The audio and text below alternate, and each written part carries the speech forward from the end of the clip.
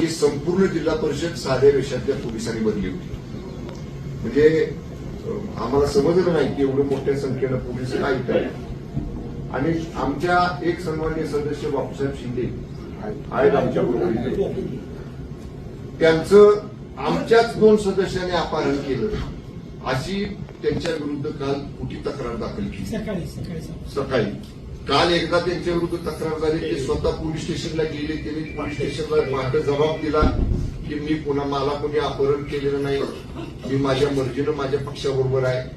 ती स्टेटमेंट दिल्यानंतर दुसरा गुन्हा 6:15 वाजता दाखल केला आणि त्याच्यामध्ये आमच्या 4 राष्ट्रवादी काँग्रेस पक्षाचे 4 लोकांची नावं घातली. त्याच्यामध्ये 2 नावं आमच्या जिल्हा परिषद सदस्यांची होती, 2 नावं इतर होती. मांडवे, संदीप मांडवे आणि अनिल देसाई हे सदस्य जे आमच्याबरोबर इथनं सकाळी आम्ही गेलो.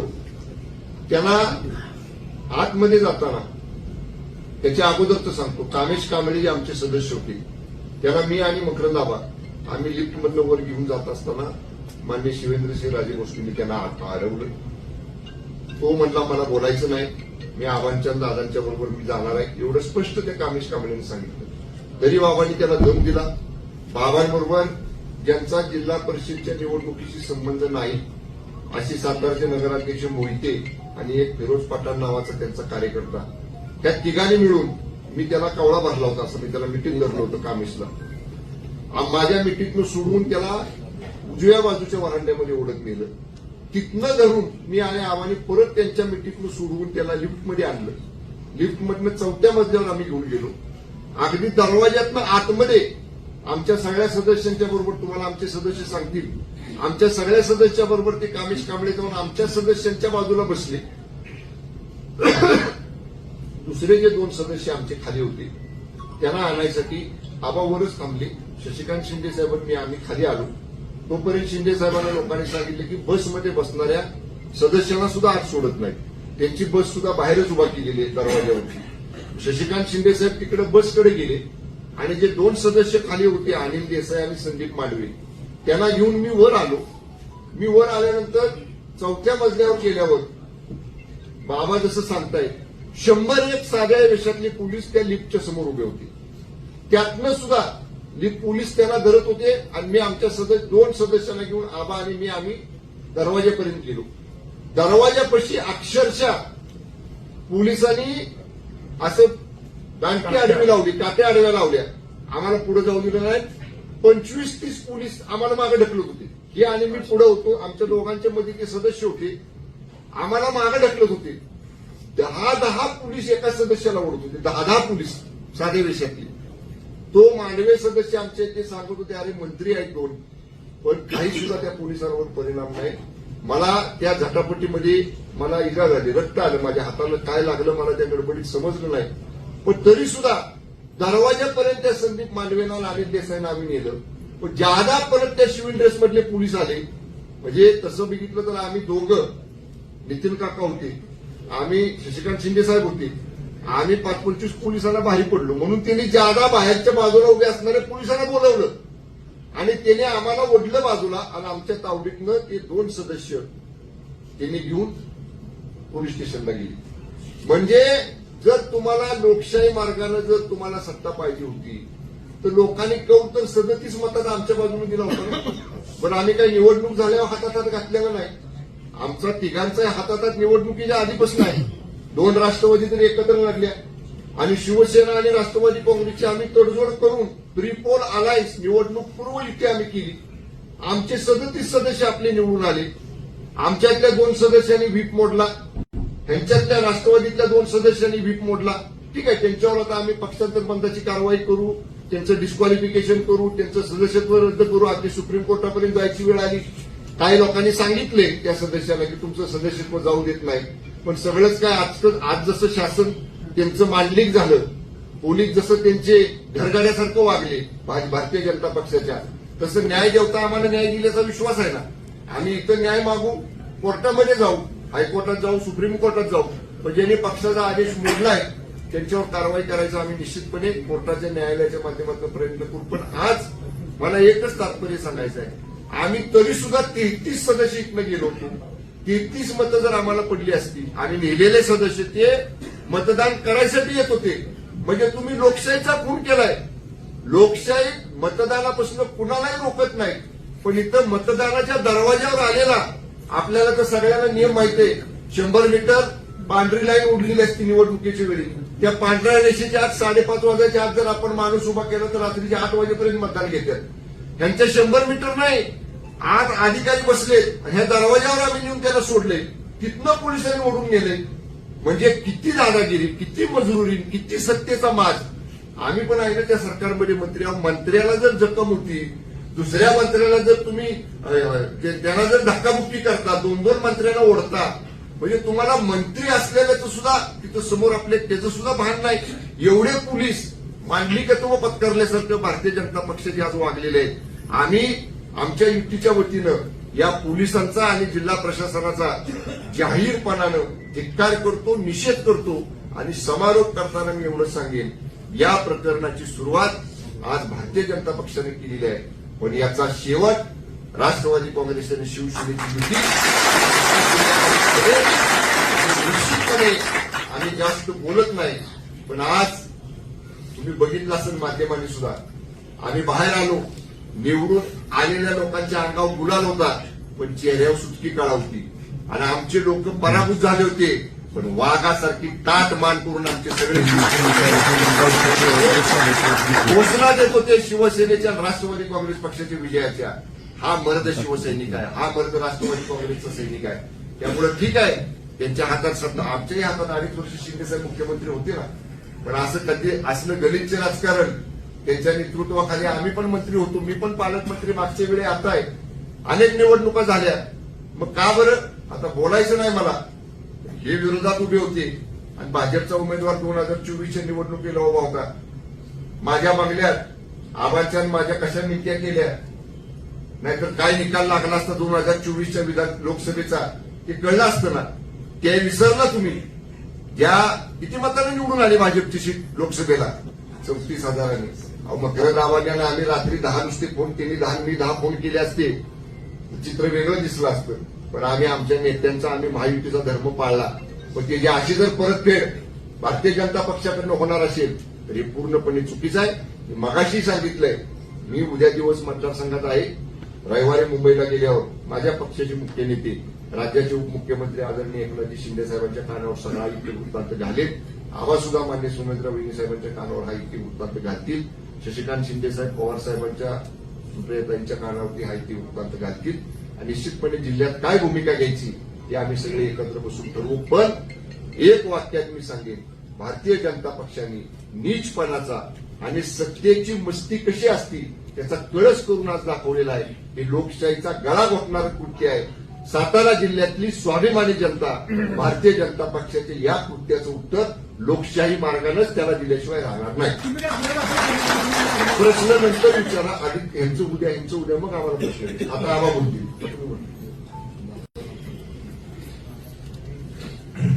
आज सातारा जिल्हा परिषदेच्या अध्यक्ष उपाध्यक्ष पदाची निवडणूक होती.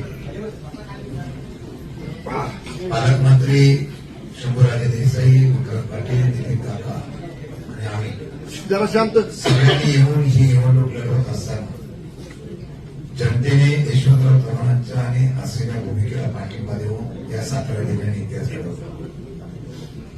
37 सदस्य आमचे निवडून आले होते. सत्तेच्या माध्यमातून 4 सदस्य आमिष आणि दबावपोटी फोडण्याचा प्रयत्न केला.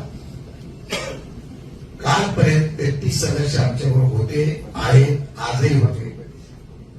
सत्ता मिळवण्यासाठी सगळे प्रयत्न केल्यानंतर सुद्धा भाजपला यश येत नाही म्हटल्यानंतर सत्तेचा दुरुपयोग करण्याचा प्रयत्न झाला, त्याचा उल्लेख केला गेला.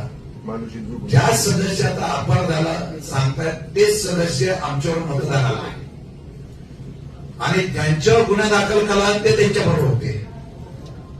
पोलिसांनी कुठला गुन्हा दाखल केला मला माहित नाही, पण नितीन काकांनी काल जाऊन वाईमध्ये त्या असलेल्या शिंदे साहेबांनी त्या ठिकाणी प्रत्यक्ष सांगितले मला कुठल्याही प्रकारचं अपहरण झालं नाही. काल जेव्हा ते महाबळेश्वरला तक्रार करायला गेले, सांगायला गेले, तेव्हा त्यांना सांगितलं इथं तुमची निवेदन घेणार नाही, तुम्हाला वाईला जावं लागेल. आणि आज या सभागृहामधून ज्या वेळेला 2 सदस्यांना घेऊन जातात ते महाबळेश्वरला नेत आहेत. कारण महाबळेश्वरून परत यायला त्यांना भेटू नये अशा प्रकारचं पोलीस यंत्रणेने जे काम केलेलं आहे. ही निवडणूक भारतीय जनता पार्टी लोकशाही जिंकलेली नाही. ही निवडणूक प्रशासनाचा, बळाचा आणि पोलीस यंत्रणेचा वापर करून केलेली आहे. कुठल्या नियमामध्ये बसतो? मतदानाचा अधिकार असलेल्या सदस्याला मतदान देण्याच्या बाबतीमध्ये जर पोलिसांनी हरकत घेतली असेल तर आम्ही त्याच्यावर एफआयआर दाखल करणार, कोर्टात जाणार. मतदानाचा वंचित करण्याचा अधिकार कोणाला नसताना सुद्धा, म्हणजे अगदी तुरुंगात असलेला गुन्हेगार सुद्धा उमेदवारी करतो आणि त्याला मतदानाला पाठवतात. इथे गुन्हेगार नसताना लोकांना त्या ठिकाणी मतदानाचा अधिकार मधून दिला नाही. भीती होती सत्ताधारी म्हणून. मला एवढंच सांगायचं आहे, यामध्ये पूर्णपणाने पोलीस यंत्रणेचा पूर्णपणाने पाठीकत झालेली आहे. हे एसपी असतील किंवा बाकीच्या सगळ्या प्रशासनाने एफआयआर दाखल करण्याच्या बाबतीमध्ये घाई केली. 2 मंत्री आणि सगळे सदस्य गेटवर गेल्यानंतर सुद्धा आज ज्या वेळेला त्यांना खेचून नेतात किती अधिकाराचा वापर करतात आणि त्याला कमी का काय? सभागृहामध्ये आमच्या सगळे सदस्य बघतात, महिला भगिनी वगैरे सगळे. कामेश कांबळे हा आमच्याबरोबर होता. त्या कामेश कांबळेला सगळे मंत्री, शिवेंद्रराजे असतील, सगळे आमदार असतील, त्या प्रक्रियेच्या आतमध्ये जातात. ज्या प्रक्रियेमध्ये आम्हाला सुद्धा जायचा अधिकार नाही, त्या प्रक्रियेमध्ये जातात आणि त्यांना सांगतात तू मतदान केलं पाहिजे. काय करायचं होतं कलेक्टर? तुम्ही तिथे प्रमुख होता ना, तुमच्या समोर अशा पद्धतीने केलं जात आहे. आणि तेवढंच नाही तर त्याचा हात वरती करण्यासाठी सरळ सांगता याचा हात वरती करावा. त्या दोघांना हात वरती करायला लावतात. आमचं मागणं आहे ते सर्व सीसीटीव्ही फुटेजमध्ये आहे. खाली असलेल्या उमेदवाराला, सदस्याला पळवून नेणं हे पण सदस्य पोलिसांच्या असलेल्या आतमध्ये एवढं धाडस दाखवतात म्हणजे यांना कायद्याची आणि सरकार आमच्या बापाचं नाही असं वाटायला लागलेलं आहे. ज्या पद्धतीने केलेलं आहे मला वाटतं हा निषेध आहे. हे रडीचा नाव आहे. कोर्ट कचेऱ्या आम्ही करून जनतेच्या दरबारात सुद्धा जाऊ, पण ही सत्ता ज्या पद्धतीने मिळवण्यासाठी हट्टाच आहे. सगळंच आम्हाला मिळालं पाहिजे, त्यासाठी वाटेल त्या तटाला जाण्याचा प्रयत्न. आमच्या सदस्य महिला भगिनी रडल्या, आक्रमक झाल्या म्हणजे हे कुठला प्रकार आहे? म्हणून ज्या पद्धतीने ह्या असलेल्या सरकारचा उपयोग करून, सत्तेचा उपयोग करून या जिल्ह्यामध्ये ज्या पद्धतीने सत्ता मिळवलेली आहे त्यांना तर आम्ही डिस्क्वालिफाईड करणारच. पण ही सत्ता उलटवण्यासाठी आम्ही संपूर्ण ताकद लावणार. आणि वेळ पडली तर न्याय मिळाला नाही तर हे प्रशासन असंच जर चालणार असेल त्या प्रशासनाच्या विरोधात सुद्धा रस्त्यावर उतरावं लागेल हा इशारा आम्ही देतोय. आणि मला वाटतं की आज जनता आमच्या बरोबर आहे, कार्यकर्ते आमच्या बरोबर आहे. आणि मला खात्री आहे की जिल्हा परिषदेचा अध्यक्ष, उपाध्यक्ष हा आमच्या आघाडीचाच झाला असता हे त्रिवार सत्य होतं. पण रडीने हा डाव खेळण्याचा प्रयत्न केलेला आहे त्याचा आम्ही निषेध करतोय. परंतु पोलीस यंत्रणेने आम्ही पोलिसांवर सुद्धा एफआयआर दाखल करणार आहे. पोलिसांवर सुद्धा कोर्टात केस दाखल करणार आहे. पोलिसांवर पण करणार, जिल्हाधिकाऱ्यावर पण करणार केस दाखल. तुम्ही ज्या पद्धतीने चुकीच्या पद्धतीने आणि आमची मागणी आहे जे सीसीटीव्ही फुटेज आम्हाला मिळालं पाहिजे जिल्हाधिकाऱ्याच्या निवडणूक प्रक्रियेला आणि त्याचबरोबर जिल्हा परिषदेच्या प्रिमाइसमध्ये सर्व सीसीटीव्ही फुटेज मिळाले पाहिजे अशी आमची मागणी आहे.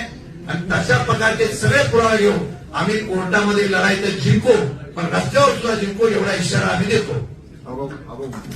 आणि मला मगाशी एक सांगायचं राहिलं, शिंदे साहेब जसं म्हणले तसं पोलिसांच्या बळाचा मी वारंवार मगाशी माझं मनोबल सांगताना उल्लेख केलाय. पोलीस त्यांचे मी म्हटलं तसं घरगाड्यासारखे वागलेले आहेत. आणि या पोलिसांचे प्रमुख या जिल्ह्याचे जे पोलीस अधीक्षक आहेत तुषार दोशी यांना तात्काळ निलंबित करावं अशी सुद्धा मागणी. आणि या ठिकाणी आज 2 मंत्री आम्ही या ठिकाणी करतोय. मंत्रिमंडळाच्या बैठकीमध्ये सुद्धा हा विषय आम्ही मंत्रिमंडळासमोर नक्की मांडू. पण लोकांच्या वतीनं, जिल्ह्याच्या वतीनं, जिल्ह्यातल्या या राष्ट्रवादी काँग्रेस पक्ष, शिवसेना युतीच्या वतीनं पोलीस अधीक्षक तुषार दोशींना तात्काळ निलंबित करावं ही आमच्या आज या आमच्या युतीची या ठिकाणी मागणी आहे. जरा ऐका. सातारा जिल्हा परिषदेच्या अध्यक्षपदाची आणि उपाध्यक्षपदाची जी निवडणूक पार पडली, अरे जरा अर्थात बोलू नका ना.